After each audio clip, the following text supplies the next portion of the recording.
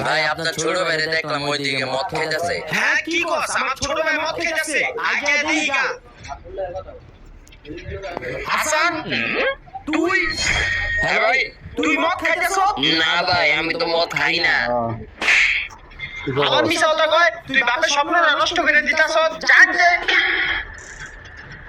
ভাই আমার হুদাই মারলো, আমি তো মদ খাই না।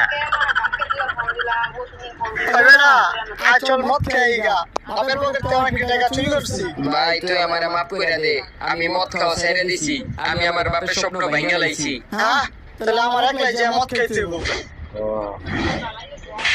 আমি আমার বাপের স্বপ্ন ভেঙে লাইছি, যাই গিয়া ভাইয়ের কাছে ক্ষমা চাইগা। জ্বর আছে মুক্তিটা লাগে খাইতে মন চায় না রুচি হয় না ভাইয়া তুমি আমার মাফ করে দাও, আমি আমার বাপের স্বপ্ন ভেঙে লাইছি। না আমি তোরে মাফ করতে পারতাম না আচ্ছা ভাইয়া, বাপের স্বপ্নটা কি আছিল যেটা আমি ভেঙে লাইছি? আমাগো বাপ